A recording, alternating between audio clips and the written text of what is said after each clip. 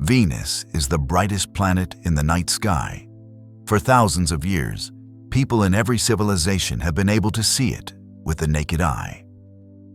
A steady, familiar point of light hanging quietly above the horizon.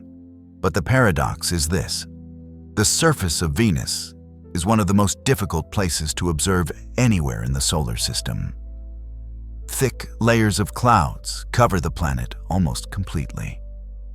For most of history, Venus has been a world we could see very clearly from far away, but could not see at all once we got close. In 1982, that changed, briefly. A probe called Venera 13 successfully landed on the surface of Venus and sent back a small number of rare images to Earth before the planet's extreme environment destroyed it. Within that sequence of images, something unusual appears. One frame does not look exactly like the one before it. A new shape seems to appear near the lander, something that was not there earlier. We do not claim that it was a living organism. We do not say that it was a living object. There was only one question, asked and then left unanswered. Why did it appear only later? And why did we never go back to check? In science, some moments are not ignored because they are wrong. They are ignored because, at the time, we simply had no way to follow them to the end. Venus is covered by an almost continuous layer of thick clouds. They are not water clouds like those on Earth, but layers of clouds filled with droplets of sulfuric acid suspended in the atmosphere. And it is precisely this cloud layer that makes Venus such a strange paradox. A planet that shines brilliantly in the sky, yet is almost impossible to truly see when you want to know what it really looks like. If you've ever seen Venus with your own eyes, you understand that feeling. It doesn't sparkle like a star. Its light is smooth and steady, like a white pearl, calm and silent. Venus appears so bright because its clouds reflect sunlight extremely efficiently.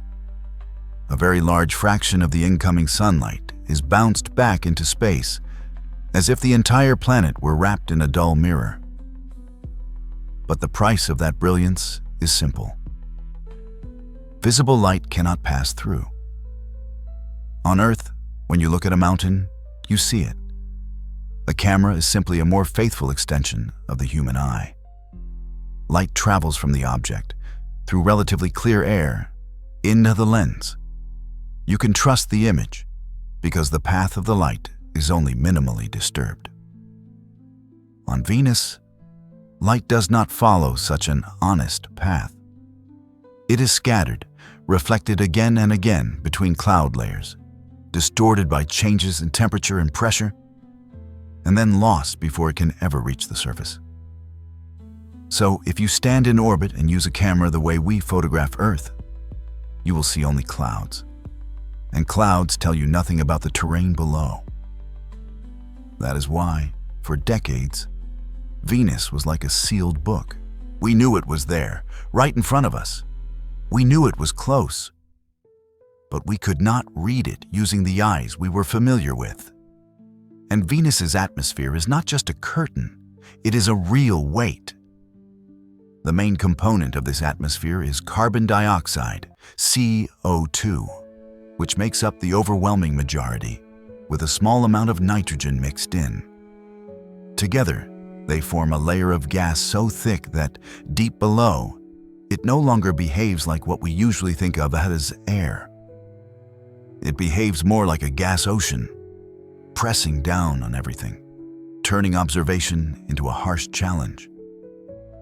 And Venus's atmosphere is not just a curtain, it is a real weight. Its primary component is carbon dioxide, almost the entire atmosphere. With a small amount of nitrogen, this layer of gas is so dense that, at the planet's surface, the pressure is equivalent to standing nearly 1 kilometer beneath Earth's oceans. Not water, but gas. Under those conditions, air no longer behaves in familiar ways. It compresses everything. It weakens metal. and it turns every measurement, every photograph, into a struggle against the environment. On Venus, the atmosphere does not surround the planet. It presses down on it. There is another paradox. Venus is closer to the Sun than Earth, so it receives more energy. But distance alone would not have made Venus this extreme. What truly sets Venus apart is this. It no longer has liquid oceans today. There are no stable bodies of water to absorb heat, to regulate the climate, and, most importantly, to participate in long-term geological cycles that help remove CO2 from the atmosphere. On Earth, carbon dioxide does not simply remain floating in the sky forever. Some of it dissolves in water, enters weathering and mineral-forming processes, and over long periods can become locked into rock. This is not a perfect mechanism, but it acts as a natural planetary brake. On Venus, that brake does not exist in the way we are used to. CO2 tends to accumulate, and when CO2 accumulates, it traps heat. When heat is trapped, the surface warms, and as the surface warms, the conditions for liquid water become even more fragile. This is a feedback loop that a planet can push itself deeper and deeper into, away from balance. Scientists call the most extreme version of this process a runaway greenhouse. In this segment, you only need to understand one simple thing. It does not behave like an explosion or collapse that happens in a single day. It is more like a door slowly closing over an immense span of time, until one day you realize there is no way back. And this is the most important reason Venus data always feels strange. Because on Venus, observation is not just seeing. Observation is interpretation. It is reading signals from an environment that has a habit of distorting every signal. You can't look at a Venus image the way you look at an image of Earth. You have to ask, what did the light pass through? What did the instruments endure? How did the clouds, the gas flows, the thermal distortions bend the story? And once you understand that, you understand why. In Venus science, a detail that merely looks strange has never been enough to reach a conclusion. It is only enough to begin a question, one that sometimes must wait decades for the chance to be answered. On Venus, light lies. And this is the environment Venera had to survive in. By the late 1970s, Venus had already defeated most attempts to touch it. Probes melted, electronics failed, signals vanished without warning. And yet, the Soviet Union kept trying. The Venera program wasn't designed for elegance. It was designed for survival. Venera 13 launched with a simple, almost brutal set of objectives. Reach the surface, take photographs, and transmit whatever data it could before Venus destroyed it.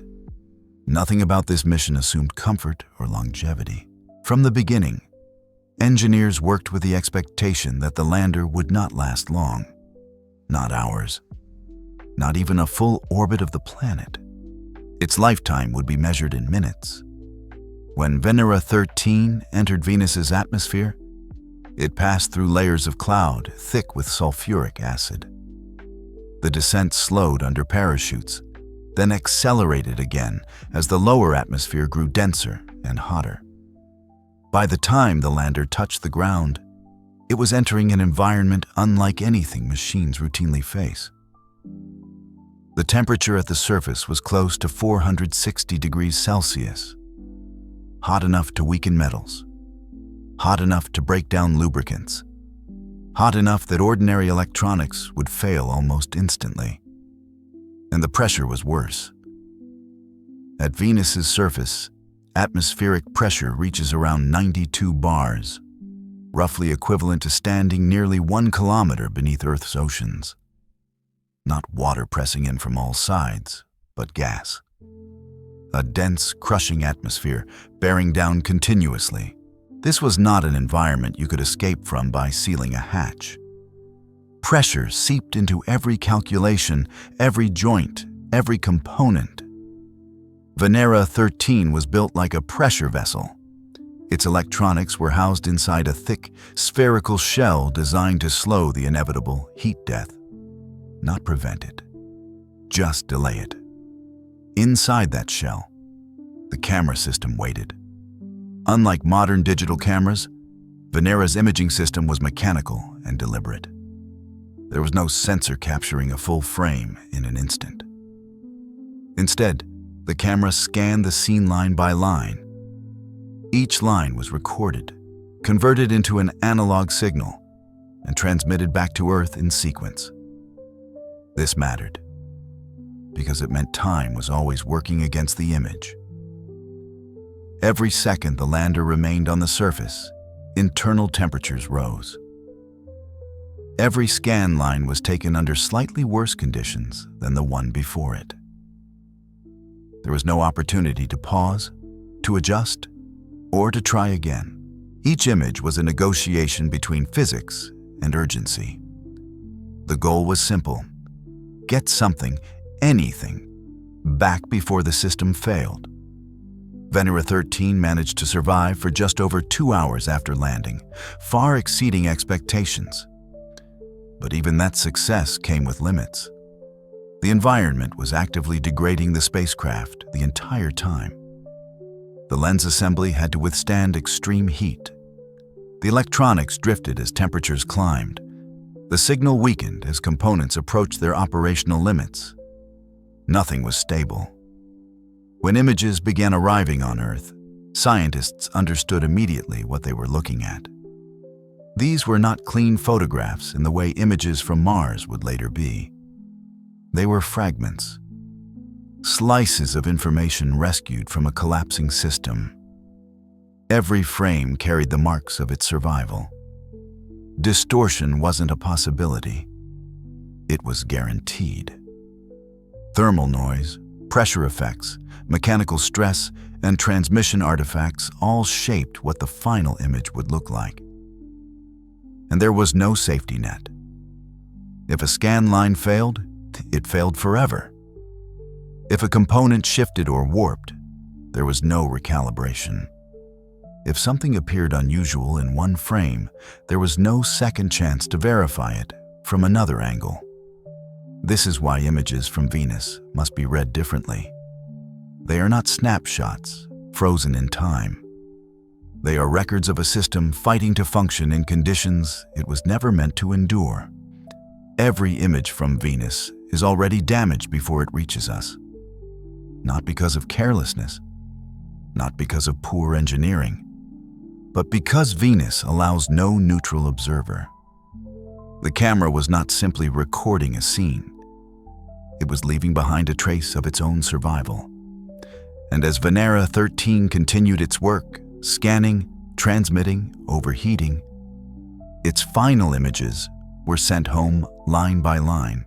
Each one completed just moments before the system's inside crossed a threshold they could not recover from. Somewhere inside that short sequence of images, taken under rising heat and crushing pressure, something appears, not announced, not highlighted, just there. A shape that wasn't present before. A detail that emerges late, when conditions are worst and time is almost gone. And that is why understanding Venera 13 matters so deeply. Because when you look at what it sent back, you are not just seeing Venus. You are seeing the narrow margin between observation and failure. The photographs from Venera 13 arrived on Earth slowly, line by line, frame by frame. They were not revealed all at once, the way we scroll through images today. Each image had to be assembled from transmitted data, reconstructed carefully, knowing that any interruption could leave gaps that would never be filled. At first, nothing seemed unusual. The early frames showed exactly what engineers expected. A rocky surface, flat slabs broken into angular fragments, and a horizon blurred by thick atmosphere. The lander itself was visible in parts of the scene: metal components, structural edges, instruments that had survived the descent.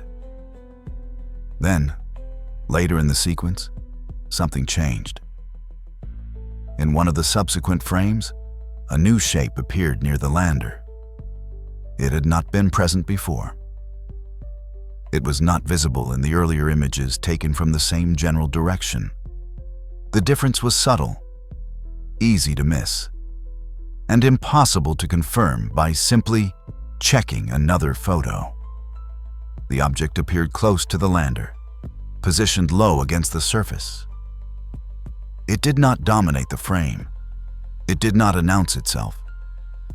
It was simply there. This is where restraint becomes essential. No official analysis ever identified the object as biological. No mission report described it as alive. No peer-reviewed study claimed it was anything more than an unexplained feature in a highly compromised image. But the sequence itself raises a legitimate question. If the scene was static, why did something appear only later? Scientists approached the anomaly the way they approach all ambiguous data, by testing the most conservative explanations first. One possibility was debris.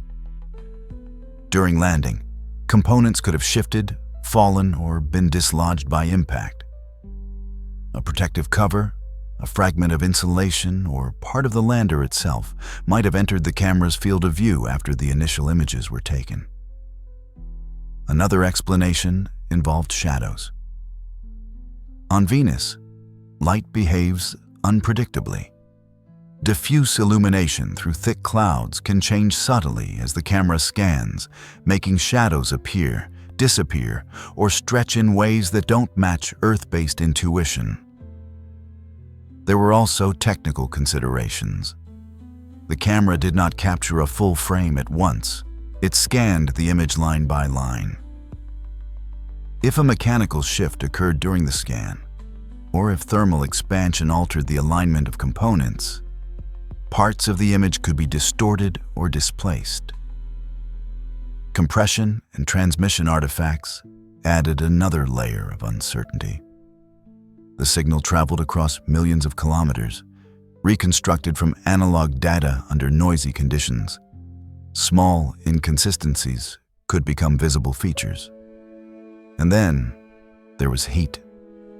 By the time the later images were captured, Venera 13 was already operating far outside ideal conditions.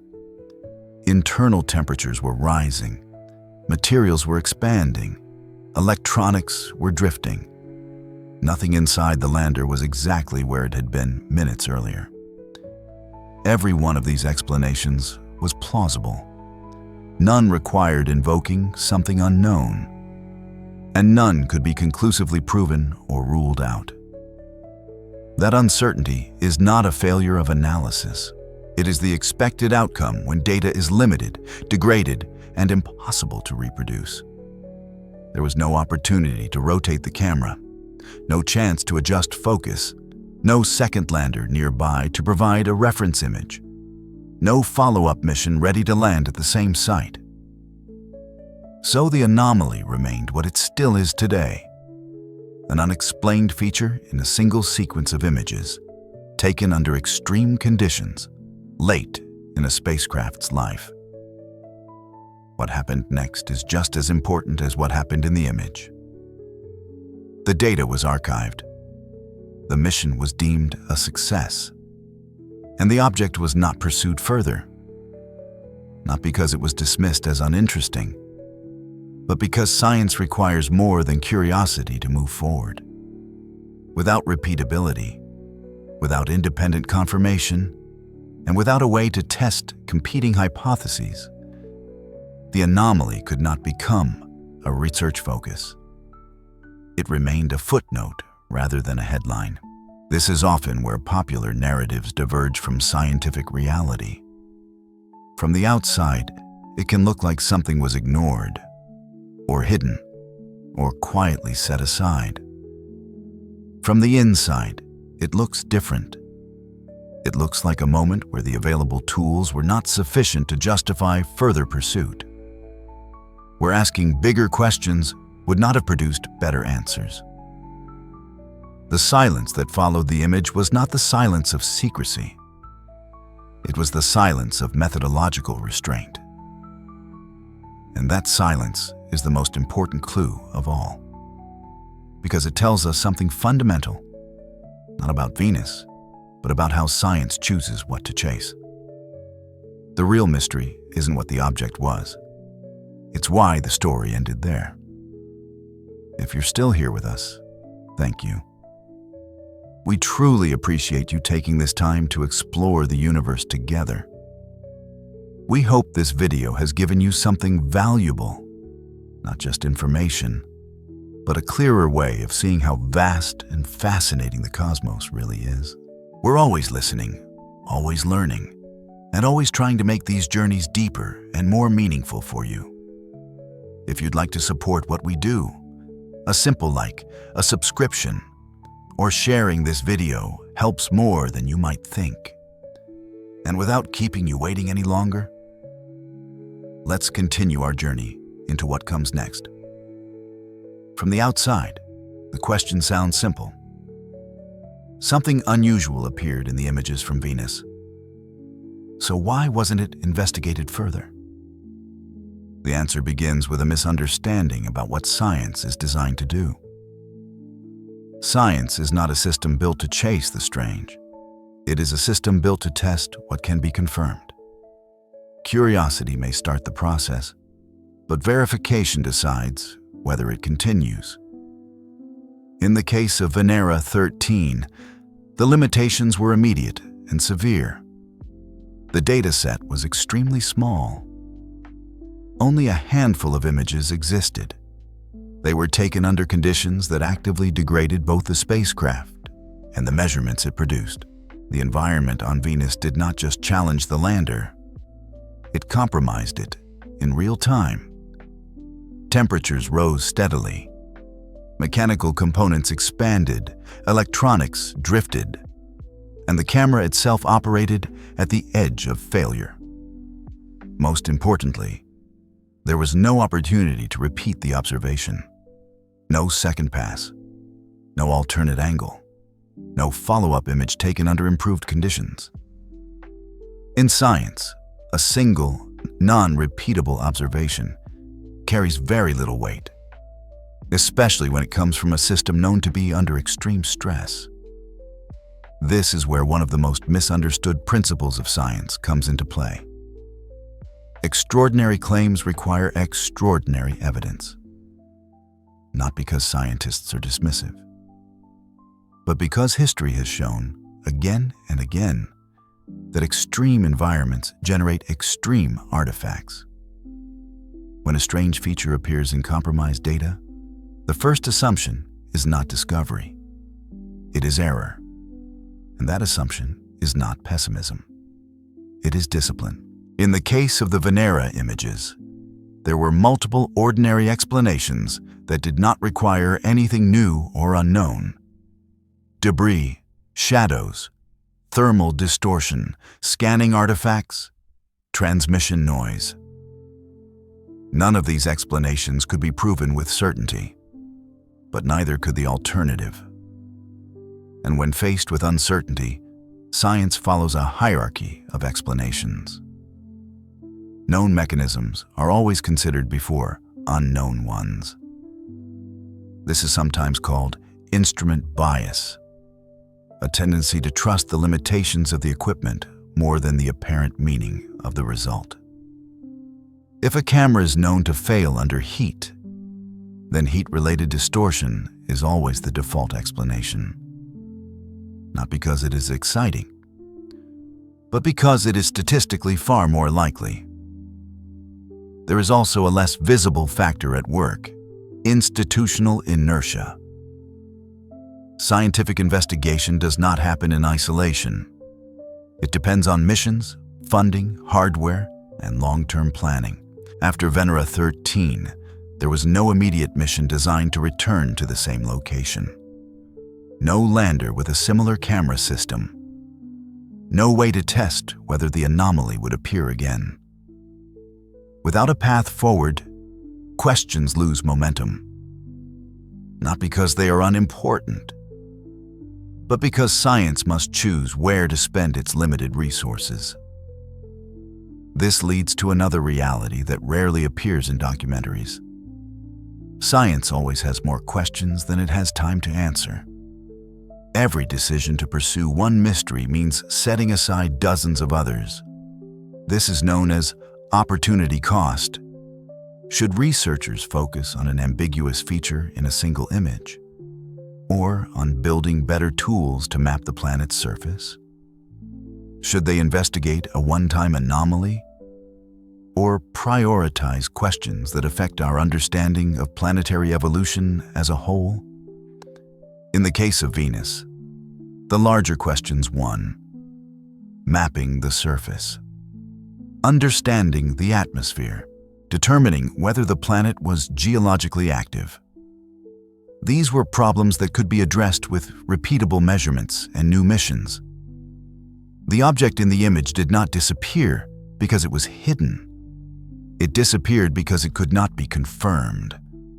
And that distinction matters. From the outside, it can look like avoidance.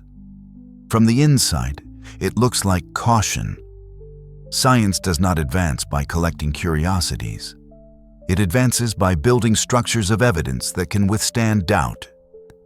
That means some questions must wait, sometimes for decades. This is why the anomaly from Venera 13 was not framed as a mystery to solve, but as a feature to archive. It remained documented, available, open to future re-examination. But it did not become a focal point. And that decision was not a failure of imagination. It was an expression of responsibility. Ignoring something is sometimes the most responsible choice, not because it lacks value, but because the tools required to understand it do not yet exist. Once you see this, the question changes. Instead of asking, "Was something hidden?" you begin to ask, "What kind of evidence would be needed to pursue this properly?" And that shift leads directly to the next step in the story.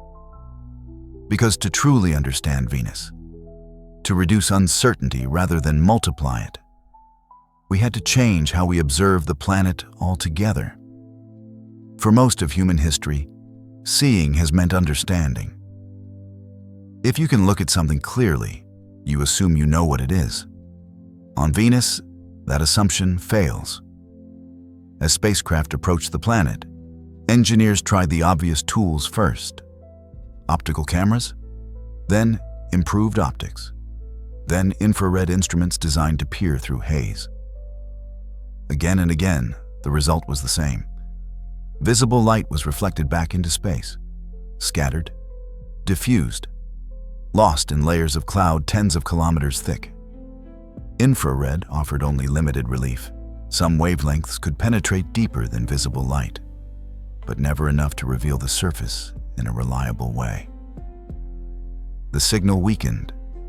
The images blurred. The planet remained hidden. Venus was not just difficult to photograph.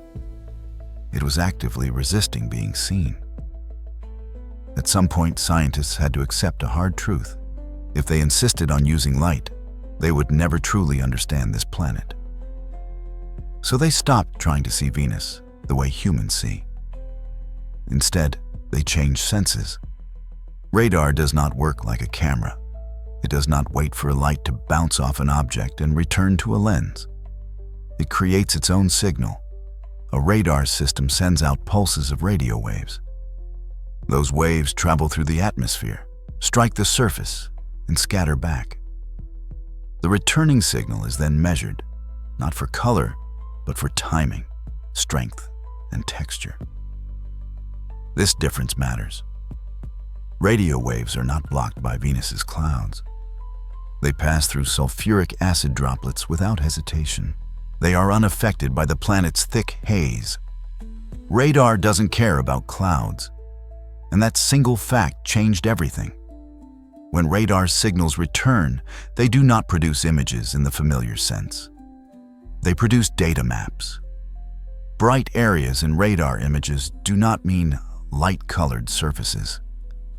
They often indicate rough terrain, steep slopes, or materials that reflect radio waves efficiently. Dark regions may be smoother or angled away from the incoming signal. Radar brightness is not visual brightness. It is a physical response. Learning to read radar images required scientists to abandon intuition built on Earth. Mountains might appear bright not because they are white, but because their slopes face the radar beam. Plains might look dark not because they are shadowed, but because they are smooth. This was not just a new instrument, it was a new language. And with that new language came new kinds of questions. Instead of asking, "What does Venus look like?" scientists began asking, "What is Venus made of? How rough is its surface? How has it changed over time?" The switch from optical imaging to radar wasn't a technological upgrade. It was a conceptual shift. By abandoning light, researchers gained something more powerful than pictures. They gained structure. Radar allowed scientists to measure elevation, to identify ridges, plains, fractures, and circular features, to map vast regions of the planet in a way that was consistent, repeatable, and independent of weather or clouds.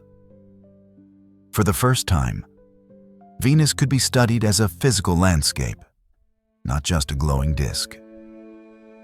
This change also reshaped how scientists interpreted older data. Images from landers like Venera 13 were no longer treated as standalone photographs. They became local details within a broader radar-based context. What once looked confusing or ambiguous could now be placed within a mapped environment, a slope, a rock field, a fracture zone. The mystery was no longer isolated. And this is where the story turns. Because when radar mapping was finally applied at a planetary scale, when Venus was mapped properly, systematically, and almost completely, the planet did not behave the way scientists expected. The surface that emerged from radar data was not ancient and inert. It was not heavily cratered. It did not resemble a world that had been geologically quiet for billions of years. Instead, it looked young, too young. The switch from light to radar did more than solve a visibility problem. It revealed a planet that challenged almost everything we thought we knew about how rocky worlds evolve. By changing how we sensed Venus, we changed the story it was able to tell. And when that story finally came into focus, it was nothing like what we had imagined. When radar finally became the primary way to study Venus, scientists needed a mission built around it from the start. That mission was Magellan. Launched by NASA in 1989, Magellan entered orbit around Venus and began mapping the planet with radar, pass by pass, orbit after orbit.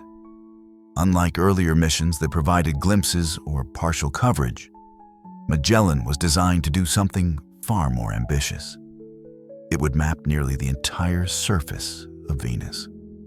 Over the course of the mission, radar data revealed about 98% of the planet's surface at a resolution high enough to study large-scale geology. For the first time, Venus was no longer an abstract idea hidden beneath clouds. It was a mapped world, and what emerged from that map was unexpected. On most rocky planets and moons, the age of the surface is written in impact craters. The longer a surface remains unchanged, the more craters it accumulates. Old terrain is heavily scarred. Young terrain is relatively smooth. When scientists examined Magellan's radar maps, they noticed something immediately strange. There were impact craters on Venus, but not many of them. And more importantly, they were scattered almost randomly across the planet. There were no vast regions saturated with craters, as you would expect on an ancient, inactive world. Nor were there large crater-free zones that would suggest continuous resurfacing in the present day. Instead, the pattern suggested something very different. Venus's surface appeared to be geologically young, not young in the sense of decades or centuries, but young on a planetary timescale. The number and distribution of craters indicated that much of the surface had been reshaped within the last few 100 million years. That realization carried weight. Venus is almost the same size as Earth. It has a similar bulk composition, and yet it shows no clear evidence of plate tectonics like the system that constantly renews Earth's surface. By Earth-based logic, a planet without plate tectonics should slowly cool, stiffen, and become geologically quiet. Its surface should grow old and heavily cratered. Venus did not fit that expectation. The most likely explanation was a process scientists began to call resurfacing. At some point in Venus's history, a large portion of the planet's surface appears to have been reset. Older terrain was buried or destroyed. New material, most likely from widespread volcanic activity, covered vast regions. This was not a gentle process. It was not a slow, steady recycling like Earth's plate tectonics. It was planetary-scale change. The exact mechanism is still debated, but the implications are clear. Venus did not simply cool and die. It released its internal heat in a different way. The timing matters. Based on crater statistics, this resurfacing event, or series of events, likely occurred hundreds of millions of years ago. Not billions. That places it relatively close to the present in geological terms. Which means Venus is not a fossil from the early solar system. It is a planet with a comparatively recent and dramatic history. This realization changed how scientists thought about everything else. A young surface implies active processes beneath it. Heat must still be moving. Material must still be shifting. Venus, despite its slow rotation and lack of plate tectonics, still has internal energy to release. And that raised a deeper question. If Venus is still active, if it can reshape its entire surface without plates, then it is operating under rules that don't match Earth's. The intuition we built from studying our own planet does not apply cleanly here. Venus looks old when viewed through clouds. It looks static from a distance. But Magellan's map told a different story. A story of a planet that behaves young, even when it shouldn't. And once that was understood, it became impossible to think about Venus as a simple twin of Earth that went wrong. It was something else entirely. A planet following a different geological path. One that would force scientists to rethink how rocky worlds release heat, evolve over time, and sometimes reinvent their own surfaces. And that leads to the next problem. Because if Venus is still active, it's not doing it the way Earth does. Venus is often called Earth's twin, not because it behaves the same way, but because it began with similar raw ingredients. It's about 95% Earth's size, with a mass just over 80% of our planet's. And yet, at roughly 0.72 astronomical units from the Sun, that small difference in distance changed everything. On Earth, geology is organized. The planet's surface is divided into moving plates. They collide, separate, slide past one another. And in doing so, they quietly regulate heat, recycle material, and stabilize the climate over long periods of time. Venus does none of this. Despite its similar size and composition, Venus shows no clear evidence of plate tectonics like Earth's. There are no long chains of subduction zones, no global network of mid-ocean ridges, no plates drifting slowly across the surface. For a long time, this absence led to a simple assumption. Without plate tectonics, Venus must be geologically dead. Magellan's data proved that assumption wrong. Venus is active. It just expresses that activity differently. Instead of plates, Venus appears to operate as what scientists call a lid-like planet. Its outer shell behaves as a single, continuous crust, thick, rigid, and largely unbroken. Beneath that lid, heat still builds. The planet's interior continues to generate energy from radioactive decay and residual heat left over from formation. But without moving plates to release that energy gradually, pressure accumulates below the surface. Eventually, something has to give. One of the most distinctive features revealed by radar mapping are structures known as coronae. Coronates are large, circular, or oval formations, often hundreds of kilometers across, marked by rings of fractures, ridges, and volcanic features. They are thought to form when hot mantle material rises toward the surface, pushing the crust upward from below. Imagine a thick crust slowly swelling under pressure. As it lifts, it cracks. Magma escapes. Then, over time, the surface collapses back down. This process does not require plates to move sideways. It only requires heat trying to escape upward. Venus has hundreds of these features scattered across its surface. In addition to coronae, radar images reveal vast lava plains, volcanic domes, and long channels carved by flowing magma. Some of these lava flows stretch for hundreds of kilometers, far longer than most flows on Earth. The picture that emerges is not a quiet planet. It is a planet that releases its internal energy in bursts. Instead of constant small adjustments like Earth's plate tectonics, Venus appears to store heat for long periods and then release it catastrophically. This helps explain resurfacing. If heat cannot escape gradually, it builds until the crust weakens. At that point, large-scale volcanic events may flood wide areas with lava, burying older terrain and resetting the surface. Geologically speaking, Venus doesn't age smoothly. It resets. This difference matters far beyond geology. On Earth, plate tectonics does more than shape landscapes. It plays a crucial role in regulating the atmosphere. Carbon dioxide released by volcanoes is eventually absorbed by oceans, locked into rocks, and recycled back into the mantle through subduction.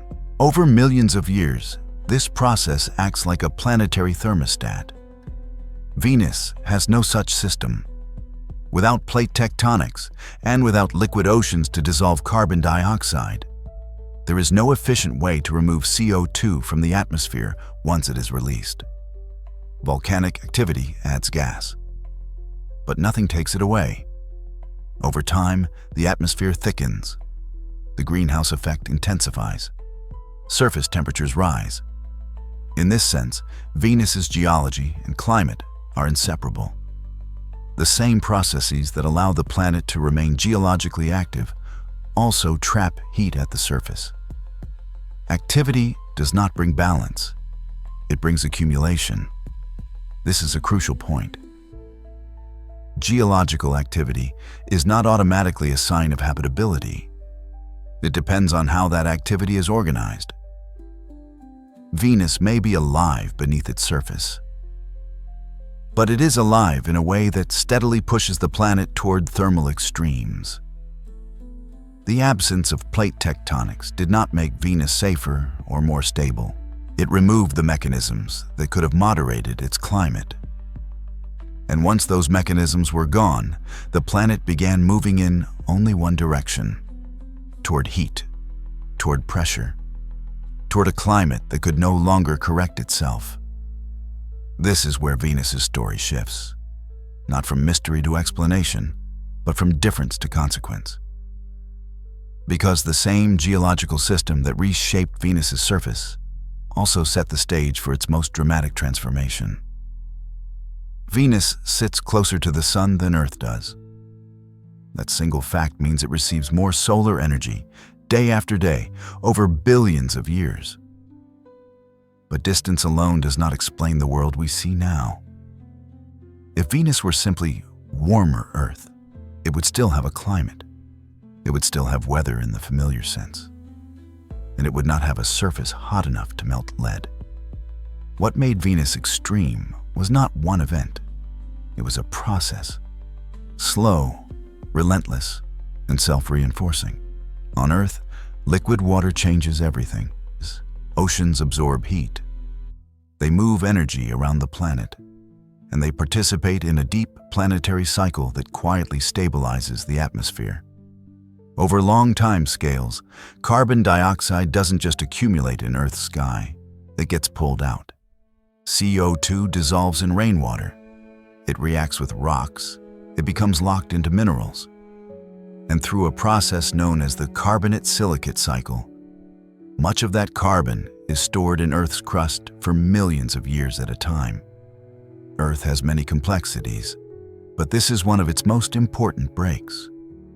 A slow geochemical system that prevents the atmosphere from thickening unchecked.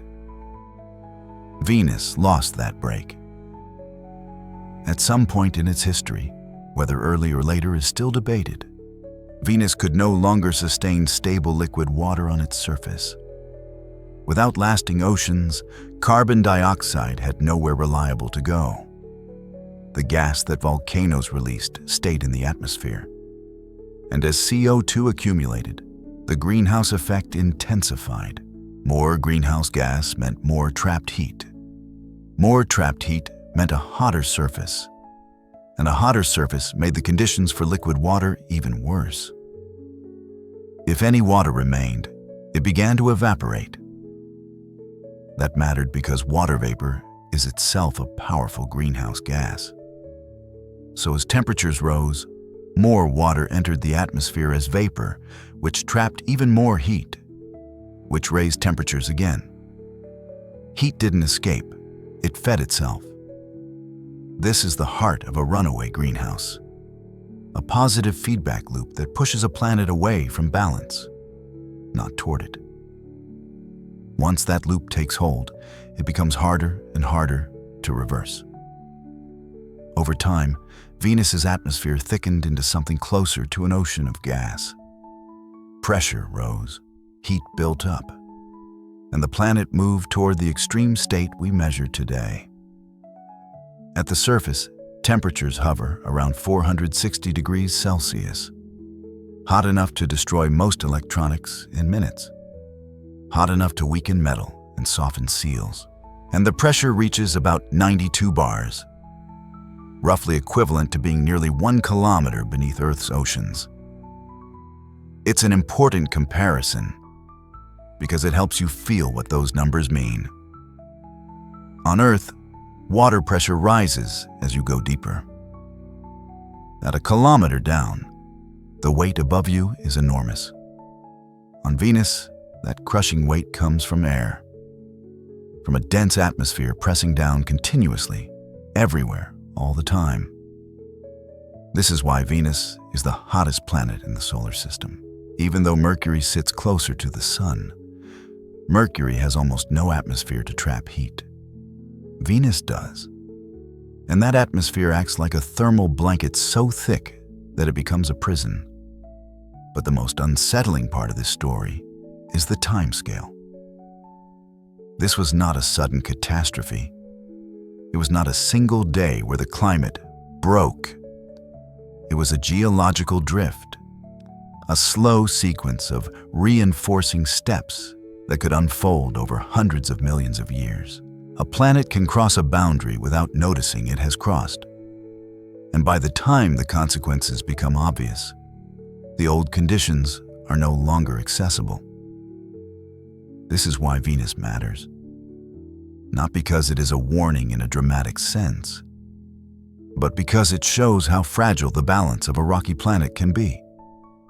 A small change in distance, a small change in water stability, a long accumulation of carbon dioxide, and eventually, a world locks itself into heat, a greenhouse with no natural break. And once you understand that, the next question becomes impossible to avoid. Was Venus always like this? Or did it become this way later? But this raises an uncomfortable question. Once the runaway greenhouse mechanism is understood, a deeper and more unsettling question emerges. Was Venus always this extreme? Or did it become this way over time? For decades, the simplest answer was also the most pessimistic one. Venus was assumed to have been hostile from the beginning. A planet that formed too close to the Sun, received too much energy, and crossed the runaway greenhouse threshold very early in its history. In that view, Venus never had a chance. But over the last 2 decades, that certainty has softened. As climate models became more sophisticated, some researchers began to explore an alternative possibility: that Venus may once have been cooler than it is today. Cool enough, perhaps, to support liquid water on its surface. These models don't claim that Venus was an Earth-like paradise. They suggest something more restrained, a world with thick clouds that reflected a large fraction of incoming sunlight. A slow rotation that could have produced stable, long-lived cloud cover on the day side. Surface temperatures that, under the right conditions, might have remained below the boiling point of water.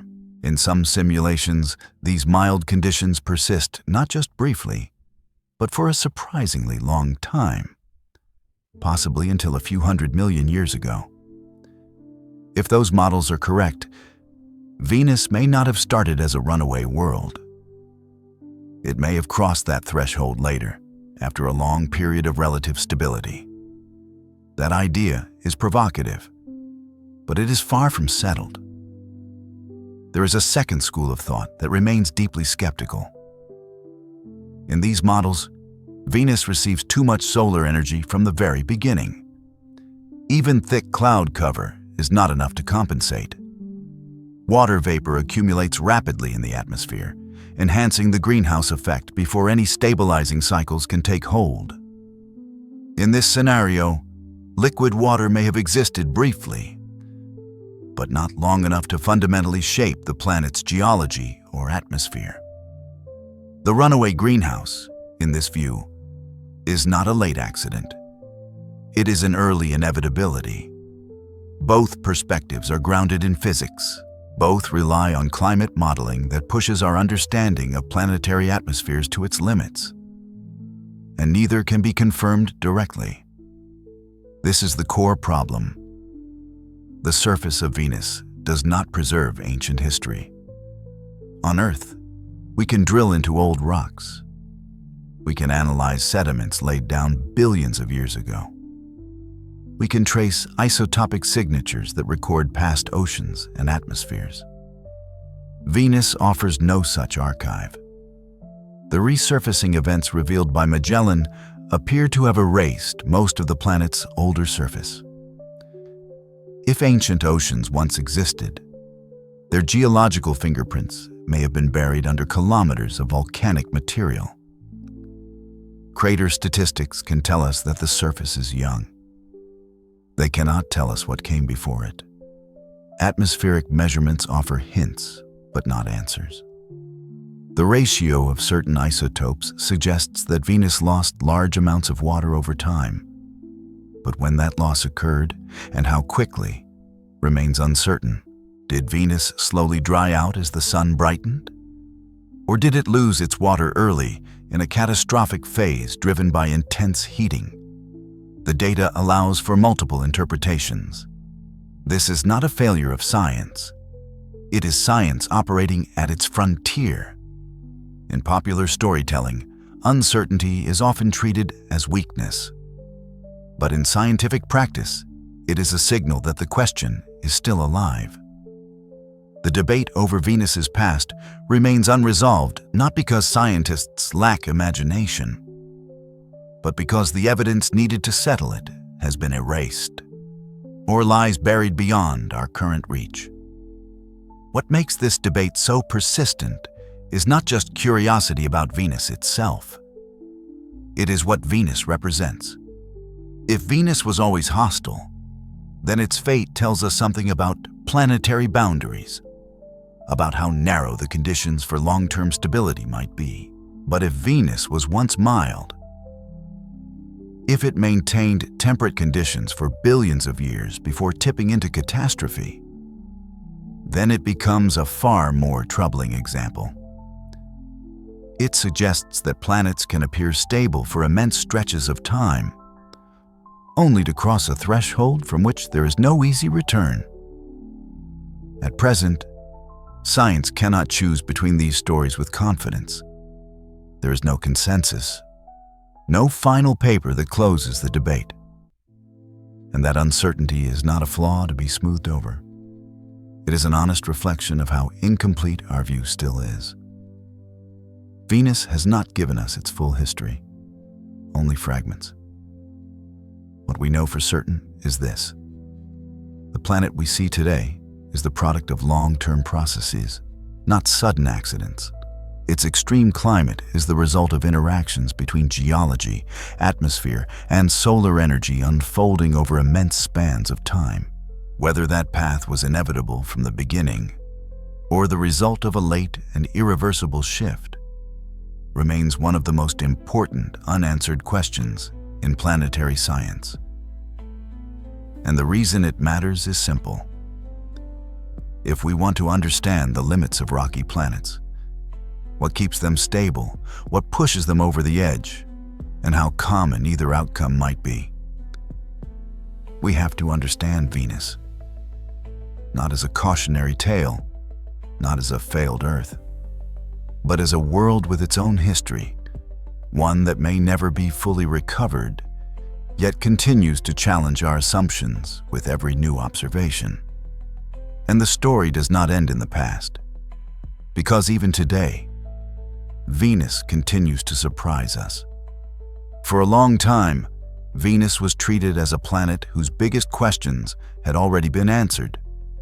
Too hot, too dense, too hostile. And yet, as our tools improved, Venus began to reveal a different kind of mystery, not on its surface, but high above it. The clouds of Venus are unlike anything on Earth. They form a thick, continuous layer that wraps the entire planet, stretching from roughly 45 to 70 kilometers above the surface. At those altitudes, temperatures are far lower than on the ground below. Pressure is closer to what we experience on Earth. And chemically, this region behaves in ways we still don't fully understand. One of the earliest and most persistent puzzles is something scientists call the unknown UV absorber. When Venus is observed in ultraviolet light, its cloud tops appear strangely dark and patchy. They absorb ultraviolet radiation far more strongly than expected. At first, researchers assumed the explanation was simple. Sulfur dioxide, known to exist in Venus's atmosphere, absorbs UV light.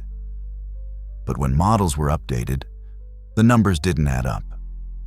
The amount of sulfur dioxide present could not fully explain the observed absorption. Other known compounds were tested. None matched the data cleanly. The result was uncomfortable, but clear. Something in Venus's clouds was absorbing ultraviolet light, and we didn't know exactly what it was. This wasn't speculation. It wasn't a fringe idea. It was a confirmed discrepancy between observation and theory. Over the years, several candidates have been proposed. Complex sulfur compounds, chlorine-bearing molecules, iron-containing aerosols. Each explains part of the signal, but not all of it. The absorber remains unidentified, and that matters because cloud chemistry plays a critical role in Venus's climate. It affects how much energy the planet reflects back into space, It influences atmospheric circulation, and it shapes the delicate balance between heating and cooling at high altitudes. Then, in 2020, another cloud-related mystery briefly pushed Venus back into global headlines. A research team reported a tentative detection of phosphine, a molecule that on Earth is associated primarily with biological activity. The reaction was immediate. Phosphine is not proof of life, but it is difficult to produce under normal planetary conditions. Within days, the announcement sparked intense debate. Other teams reanalyzed the data. Some questioned whether the signal was real. Others suggested alternative chemical pathways that might produce phosphine abiotically. Additional observations followed. Some supported the presence of phosphine-like signals. Others failed to detect it at all. What emerged was not a discovery, but a lesson. Venus's atmosphere is chemically complex, and our instruments are operating at the edge of their sensitivity. As of now, there's no confirmed biological interpretation, no accepted detection of life-related chemistry. What remains is uncertainty, and uncertainty in this context is not a failure. It tells us something important. Venus's clouds host chemical processes we do not fully understand. Our models capture parts of the system, but not the whole. This distinction matters. A mystery is not the same as a claim. An unknown is not an explanation. The unknown UV absorber is real. The debate over phosphine is real, but neither points directly to life. They point to gaps in knowledge. Venus, despite being one of the closest planets to Earth, remains chemically unfamiliar. Its clouds are not just a barrier. They are an active laboratory, one shaped by sunlight, sulfur chemistry, atmospheric circulation, and extreme conditions. What makes these mysteries compelling is not their drama, but their restraint. No single anomaly forces a conclusion. Instead, each one quietly reminds us that our understanding is incomplete, and that incompleteness has consequences. Cloud chemistry affects climate models. It affects how we interpret past habitability, and it affects how we design future missions. To move forward, we don't need speculation. We need measurements, better resolution, better instruments, and direct sampling of the atmosphere itself. This is why Venus never truly left the scientific agenda, even during decades when Mars and the outer planets drew most of the attention. Because Venus is not a solved problem. It is a planet where confirmed mysteries still outnumber confirmed answers.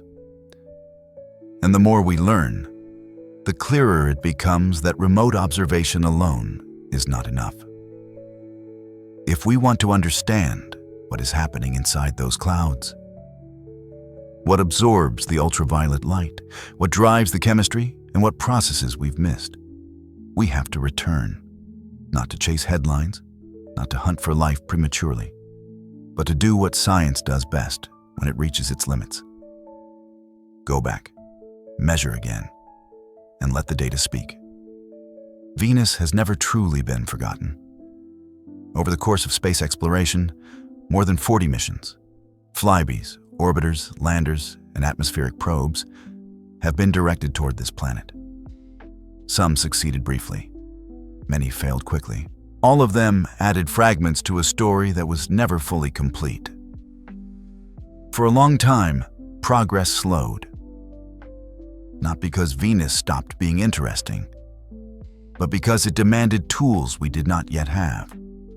Extreme heat, crushing pressure, corrosive clouds, short operational windows. Venus punishes hesitation and rewards preparation.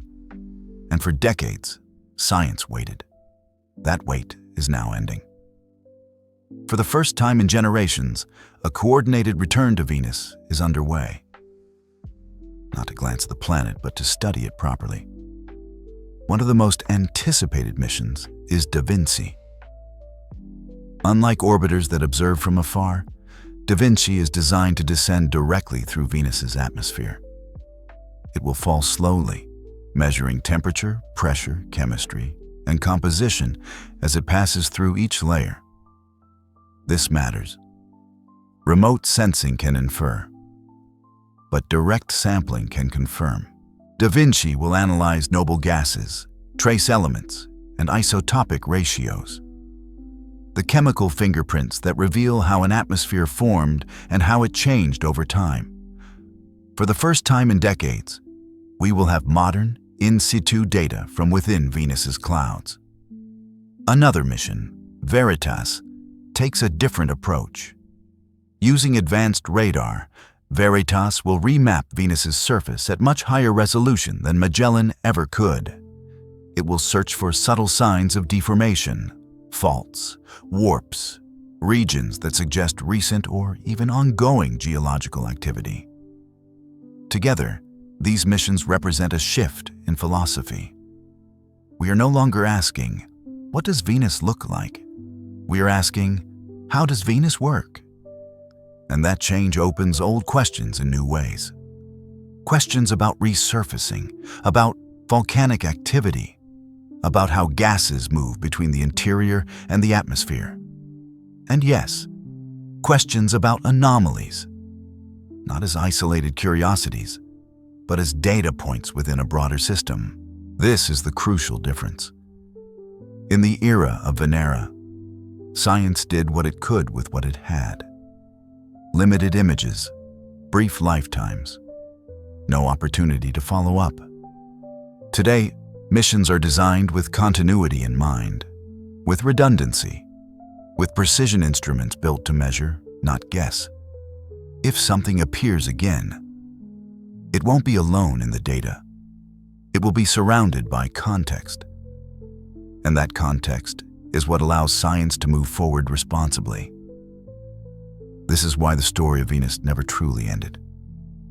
It paused, waiting for the right questions, asked in the right way with the right tools. Venus still holds mysteries. Some are chemical, some are geological, some may never be fully resolved. But the goal is no longer certainty. It is understanding. Understanding how a planet so similar to Earth followed such a different path. Understanding how geology and atmosphere can reinforce one another, for better or worse. Understanding where the boundaries of habitability truly lie. And in that sense, Venus is not just a neighboring world. It is a reference point, a reminder that rocky planets are not guaranteed to remain stable, that climate can drift, that feedback loops can lock in outcomes long before they become obvious. The return to Venus is not about correcting the past. It is about continuing the inquiry, because science does not regret what it could not confirm. It prepares for what it might finally measure. And when the next descent begins, when new instruments pass through the clouds, the story will resume where it left off. Not with speculation, not with fear, but with data. And maybe next time, we won't ignore what we see. Near the beginning of this story, everything seemed to hinge on a single moment, a sequence of images, a harsh landscape, and then something that appeared where nothing had been before. The object in the Venera 13 images was never dramatic. It didn't move across the frame. It didn't repeat itself. It didn't announce a discovery. It appeared once, late in the sequence, under the worst possible conditions. There was no second image, no alternate angle, no additional data to support interpretation. And that fact alone shaped everything that followed. It's important to say this clearly. There is no evidence that the object was alive. There is no confirmation that it was a distinct entity. There is no scientific claim that it represented anything biological or intentional.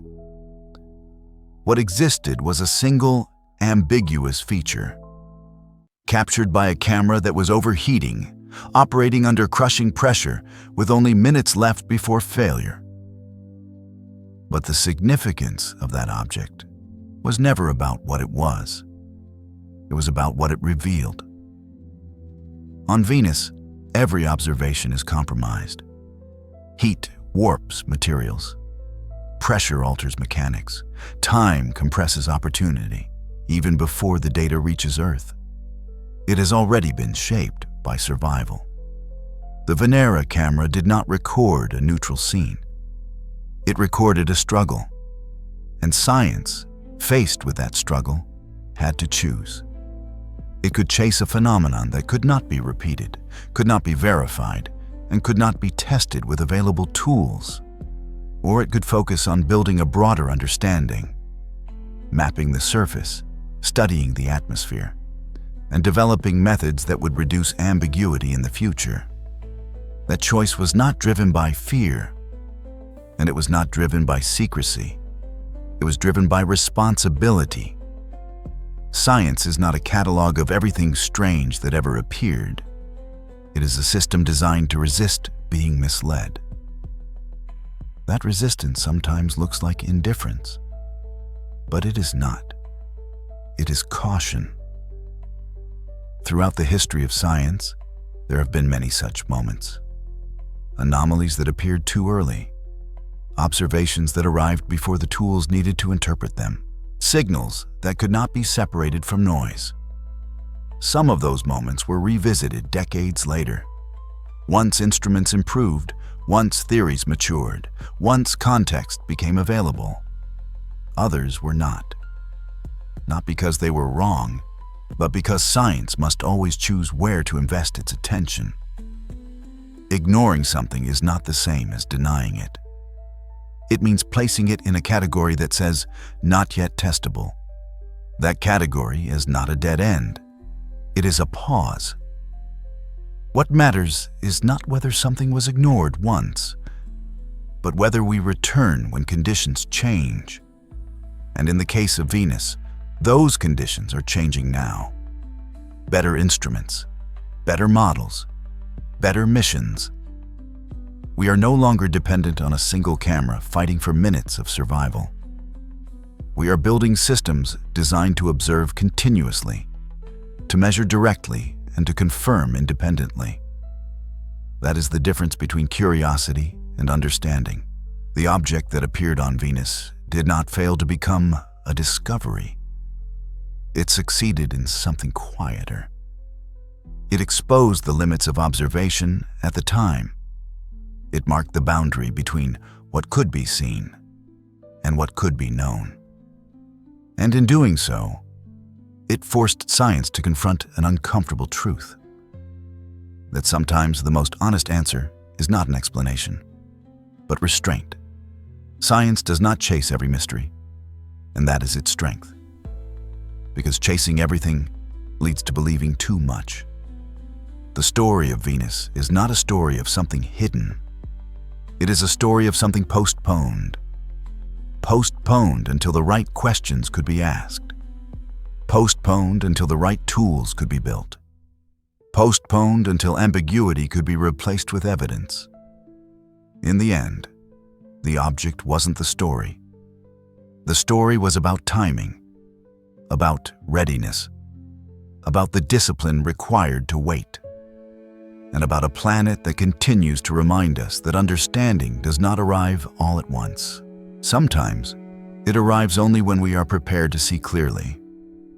And sometimes, ignoring something is exactly how science stays honest. In the end, the object wasn't the story. Venus continues the way it always has. It turns slowly beneath its clouds, wrapped in a thick atmosphere that softens every edge, holding its heat close, patient and unhurried. Nothing about the planet feels rushed. The clouds still circle from east to west. The surface remains hidden. The long processes beneath the crust continue at their own pace, far removed from human time. Venus does not need to be solved tonight. It does not ask for urgency. It does not respond to attention. It simply exists, following the same physical rules it has followed for millions of years. And science will return to it. Carefully, methodically, one mission at a time. But that work does not belong to this moment. Right now, there is nothing more you need to track, no new data to hold in mind, no unanswered question that requires your effort. The planet will keep its secrets a little longer. And that is fine. While Venus continues on its path, you can let the story settle. Let the images fade, the clouds drifting, the slow rotation, steady and indifferent to observation. There is something reassuring in that distance. Venus does not depend on our understanding, and we do not need to carry its mysteries with us into the night. You've followed the thread far enough. You've seen how questions form, how answers wait, and how patience is part of the process. Now the work is done. You don't need to stay awake for Venus. The science will continue without you. The missions will fly. The measurements will come. And when they do, they will be there to listen to. Another night, another quiet story. For now, you can return to the present moment. The room is still. Your breathing slows. Thoughts loosen their grip. Not every question asks to be solved immediately.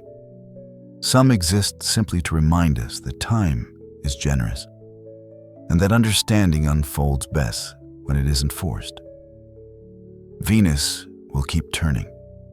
The clouds will keep moving. The heat will remain locked beneath the sky. And you don't need to follow it any further tonight. Let the story land gently. Let the silence take over. There will be other worlds, other questions, other quiet journeys waiting. But for now, you can rest. Thank you for staying with us until this moment. If you're listening at the end of a long day, allow yourself to let go of whatever has been weighing on your mind. Settle into a comfortable place. Breathe slowly. Let your thoughts drift as the universe continues its quiet motion. There's nothing you need to do right now. Nothing you need to solve. If you'd like, feel free to share your thoughts with us in the comments. We always enjoy hearing from you. Until next time, rest well and sleep peacefully.